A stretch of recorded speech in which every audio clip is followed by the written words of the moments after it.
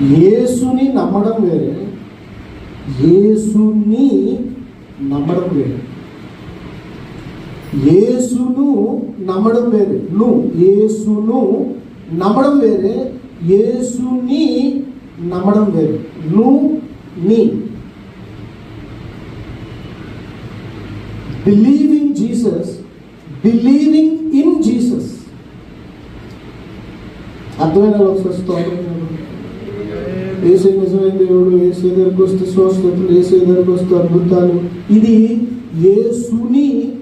యేసును నమ్మడం. యేసును అంటే ఆయన వ్యక్తిత్వాన్ని, ఆయన ద్వారా వచ్చే బెనిఫిట్స్ నమ్మడం. యేసుని బిలీవింగ్ ఇన్ జీసస్ ఏంటో తెలుసా? ఆయనతో కలిసి ఆయన అభిషేకంలో నిత్యము నడుచుకుంటూ వెళ్ళిపోవడం. హల్లెలూయా. యేసుని నమ్మినప్పుడు మనం భయపడవచ్చు, యేసుని నమ్మినప్పుడు మనం భయపడం.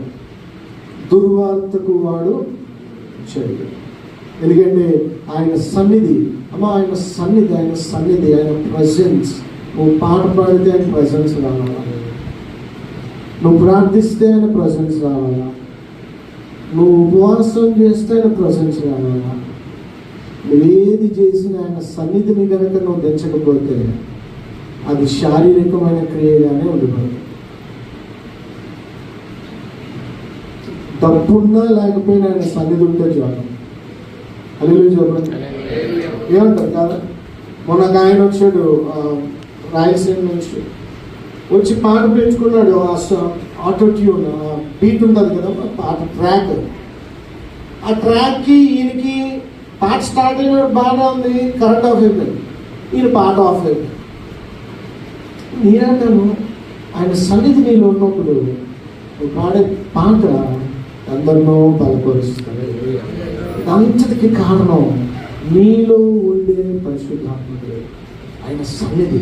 సో యేసుని నమ్మడమే కాదు, యేసుని నమ్మి ఆయన వ్యక్తిత్వాన్ని, ఆయన నామ గుణ లక్షణాలను నమ్మి మనం వెళ్ళినప్పుడు ఆయన మన ద్వారా గొప్ప కార్యాలు చేస్తాడు.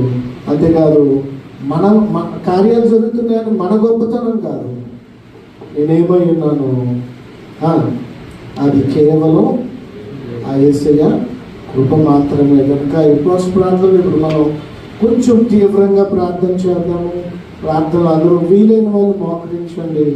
మోకరిస్తే దైవజనులు మిమ్మల్ని ప్రార్థనలో ముందుకు నడిపిస్తాడు. గొప్ప కార్యాలు అశోక్ పట్ల, మీరమ్మ పట్ల మరి దేవుడు బలంగా